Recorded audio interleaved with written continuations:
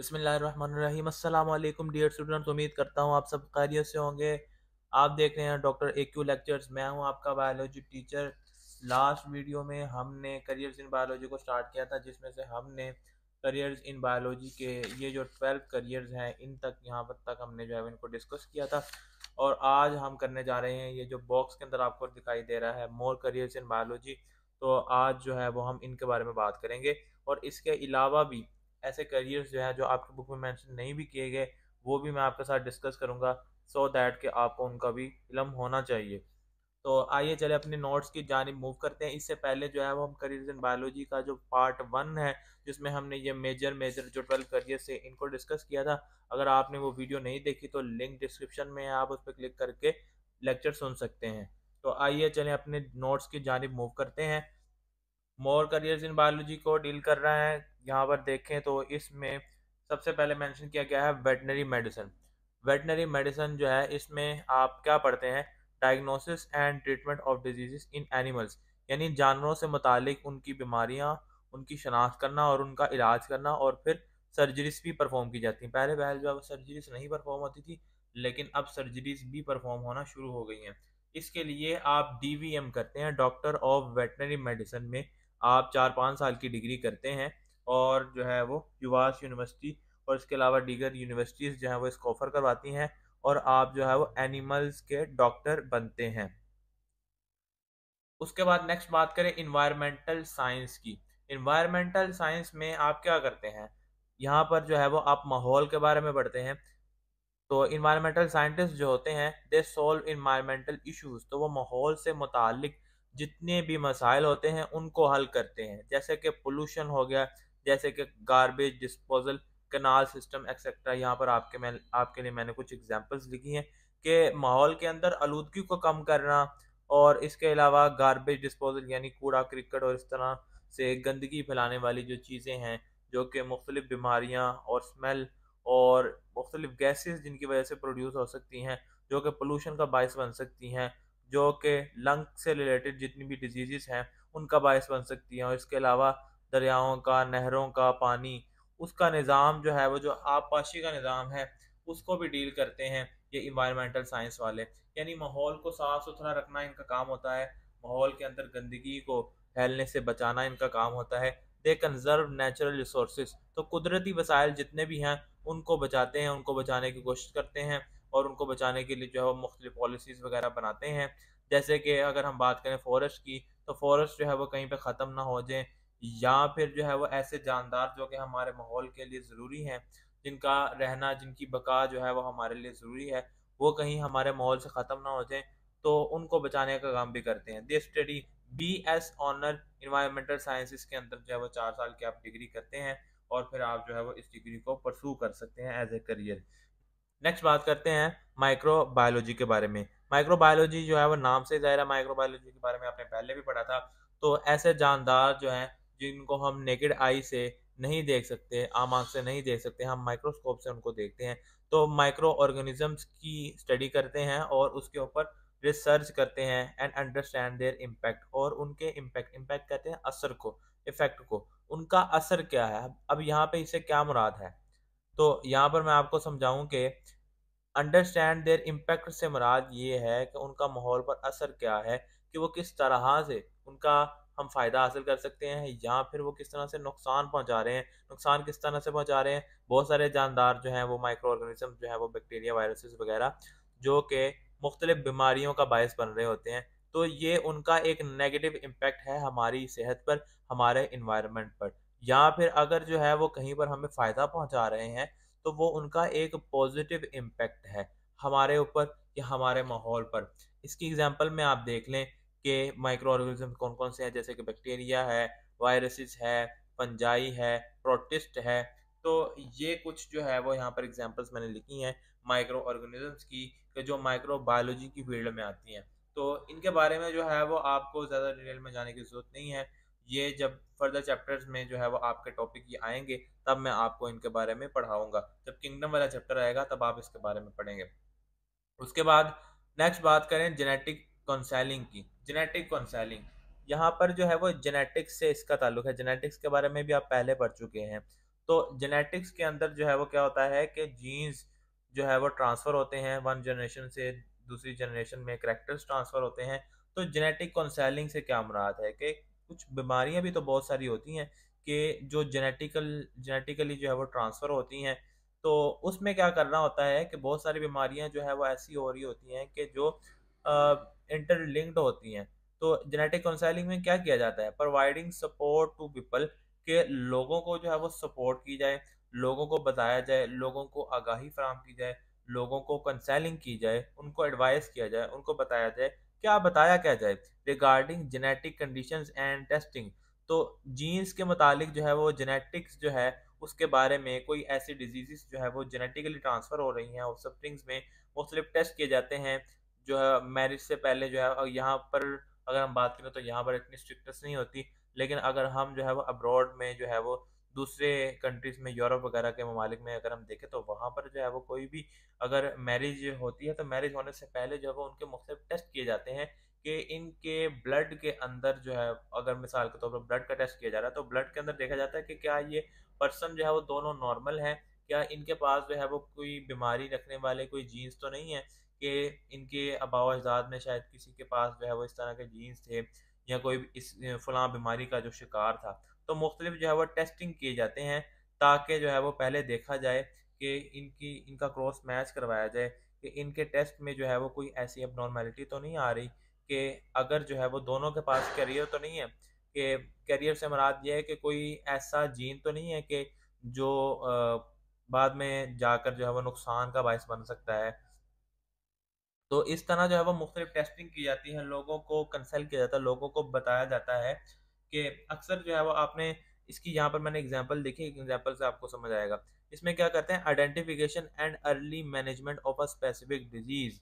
इसमें किसी भी खास किस्म की बीमारी को उसको आइडेंटिफाई कर लिया जाता है और उसका पता लगा लिया जाता है। पता लगाने के बाद जो है वो अर्ली मैनेजमेंट की जाती है, यानी पहले पहल ही जो है उसको ठीक करने की कोशिश की जाती है। जैसे कि यहाँ पर इसकी एग्जांपल में आपको मैं बताता चलूँ कि सेरिब्रल पाल्सी, सेरिब्रल पाल्सी जो है वो एक डिजीज़ है जेनेटिकली जो है वो, इसमें जो पेशेंट होता है उसकी सेंसिस का प्रॉब्लम होता है, वो सही से सुन नहीं सकता, बोल नहीं सकता और उसके मसल्स जो है वो वीक होते हैं, वो चल फिर नहीं सकता। तो ये एक जेनेटिक डिसऑर्डर है और डॉक्टर्स जो है वो इसके बारे में जो है वो एडवाइस करते हैं कि इस तरह के जो ऑफस्प्रिंग्स होते हैं, इस तरह के जो एबनॉर्मल चिल्ड्रंस होते हैं उनके पेरेंट्स को ये कहा जाता है कि अगर उनके दरमियान कहीं कज़न मैरिज तो नहीं है, तो पता चलता है कि हाँ उनकी जो है वो कज़न मैरिज है। तो ऐसा क्यों हुआ कि उनके पास जो है वो इस तरह का एक वेरिएंट जीन, यानी खराब जीन उनके जो है वो डीएनए के अंदर मौजूद था। तो अगर कहीं एक जो है वो बंदे के अंदर डीएनए मौजूद है और दूसरे के अंदर जो है वो नहीं भी है, तो हो सकता है कि उसका डीएनए, उसका जीन सप्रेस हो जाए। लेकिन अगर दोनों के अंदर जो है वो जीन पाया जाता है तो हो सकता है कि वो जीन जो है वो एक्सप्रेस हो जाए, यानी वो सामने आ जाए, जाहिर हो जाए और कोई भी जो है वो चिल्ड्रन इस तरह का एबनॉर्मल हो सकता है। तो उम्मीद है कि आपको इस एग्जाम्पल से जो है वो इसकी बेहतरीन समझ आ चुकी होगी। नेक्स्ट बात करते हैं, we move on towards nutrition and dietetics. Nutrition and dietetics नाम से ही जाहिर है कि इसमें जो है वो ग़िज़ा से मुतालिक जो है वो काम किया जाएगा। Nutrition and dietetics deals with the counseling proper dietary advice and habits means routine. तो इसमें कंसर्न करते हैं, कंसल का मतलब होता है मशवरा देना, एडवाइस करना। जिस तरह डॉक्टर जो है वो आपको एडवाइस कर रहा है कि आपने ये प्रिकॉशंस करनी है, आपने ये चीज़ खानी है, ये चीज़ नहीं खानी। तो वो जो न्यूट्रिशनिस्ट होते हैं वो एक प्रॉपर डाइट प्लान प्रोवाइड करते हैं, उसे डाइटरी चार्ट बना कर देते हैं कि आपने जो है वो अपनी रूटीन क्या रखनी है, आपने अपनी खाने की आदत जो है वो उसको किस तरह से मेंटेन रखना है कि आप जो है वो बहुत सारी बीमारियों से बच सकें और अपनी सेहत को बरकरार रख सकें। यही यहाँ पर लिखा है, इसकी अहमियत क्या है, इसकी इंपॉर्टेंस क्या है कि to promote health and stay away from disease, के सेहत को बरकरार रखना और बीमारियों से दूर रहने के लिए जो है वो न्यूट्रिशनिस्ट गाइड करते हैं और डाइटरी प्लान प्रोवाइड करते हैं। उसके बाद next we move on toward the public health. Public health नाम से ही जाहिर है कि आवाम की सेहत के बारे में सोचना, आवाम की सेहत की, उनकी फलाह बहबूद के बारे में काम करना। It involves improving the health of the communities. Communities जो है वो लोगों के मजमूए को कहते हैं, through education, policy research, policy making यहाँ पे आ जाएगा, और रिसर्च। तो एजुकेशन यानी लोगों को बताया जाएगा, लोगों को इसके बारे में एजुकेट किया जाएगा, लोगों को मालूमात दी जाएगी, लोगों को जो है वो इसका इल्म प्रोवाइड किया जाएगा कि हाँ भाई आपने जो है वो अपनी सेहत को किस तरह से बरकरार रखना है। और उसके बाद जो है वो पॉलिसी मेकिंग की जाएगी, मुख्तलिफ पॉलिसीज बनाई जा सकती हैं, और रिसर्च भी इसमें की जाएगी। उसके बाद आप देखें तो बायोमेडिकल इंजीनियरिंग है। तो ये जो है वो इंजीनियर्स होते हैं बायो के रिलेटेड, मेडिकल के रिलेटेड जो है वो। इसमें करते क्या है biomedical engineers? They design and make medical equipments. तो इक्विपमेंट्स कहते हैं आलात को, तो मुख्तलिफ जो आलात हैं, जो टूल्स हैं, जो मशीनरी है, वो बनाते हैं बायोमेडिकल इंजीनियर्स। और वो क्यों बनाते हैं? To improve patient care and diagnosis, कि पेशेंट की केयर को जो है वो बरकरार रखा जा सके, और उसकी जो डिजीज़ हैं उनको डायग्नोस करना हमारे लिए आसान होता है। इसकी एग्जांपल से आपको समझ आएगा कि जैसे यहाँ पर देखें कि एक्सरे मशीन है, आपने एक्सरे करवाते हुए जो है पेशेंट्स को देखा होगा, ग्लूकोमीटर से ग्लूकोज चेक किया जाता है, और स्टेथोस्कोप से डॉक्टर जो है वो हार्ट बीट जो है वो पल्स रेट चेक करता है। तो ये कुछ एग्जांपल्स यहाँ पर लिखी गई हैं कि ये वो मशीनरीज हैं, ये वो इक्विपमेंट्स हैं, ये वो टूल्स हैं, ये वो ऐसे आलात हैं जो कि हमारी मदद कर रहे हैं मेडिकल की फील्ड में टू डायग्नोज द डिजीज। तो बीमारी की तशखीस करने में हमें जो है वो बहुत इनसे मदद मिलती है।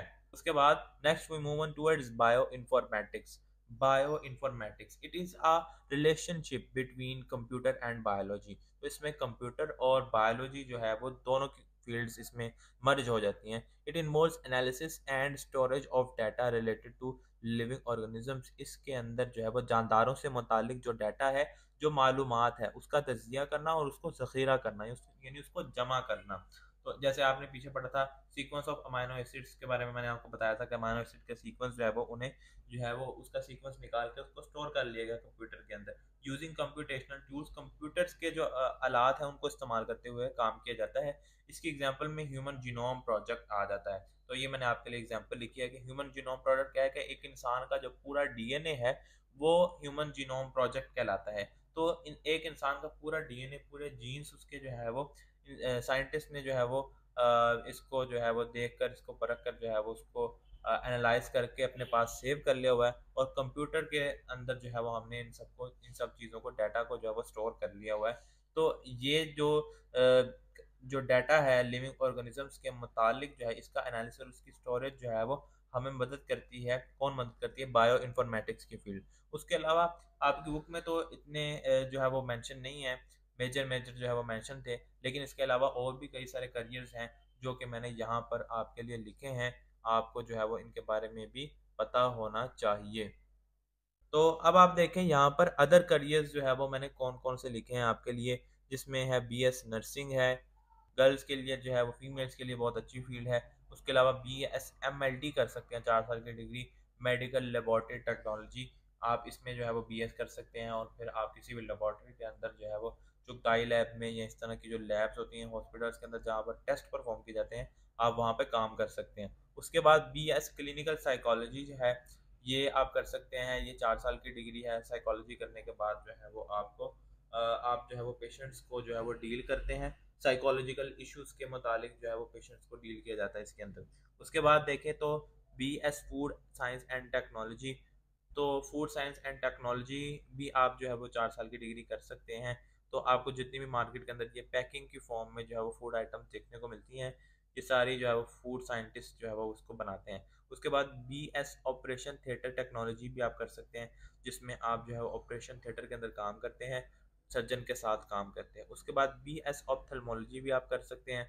उसके बाद BS ऑप्टोमेट्री एंड ऑर्थोपेटिक्स जो है वो आप कर सकते हैं आइस के मुतालिक। उसके बाद BS ऑनर पीडियाट्रिक मेडिसिन यानी चाइल्ड हेड से रिलेटेड जो है वो आप इसमें पढ़ते हैं। BS पोल्ट्री प्लांट से मुतालिक आप जो है वो BS कर सकते हैं। उसके बाद आप टीचिंग कर सकते हैं। उसके बाद यहाँ आप रिसर्च की फील्ड में जा सकते हैं। उसके बाद BS जोलॉजी एनिमल से रिलेटेड जो है वो आप ये डिग्री कर सकते हैं। BS केमिस्ट्री, केमिस्ट्री की फील्ड में जा सकते हैं। उसके बाद BS फार्मास्यूटिकल साइंसेज या फार्मास्यूटिकल केमिस्ट्री, ये भी जो है वो आप करके फार्मास्यूटिक्स की फील्ड में जा सकते हैं। उसके बाद BS मेडिकल इमेजिंग टेक्नोलॉजी, ये भी आप कर सकते हैं।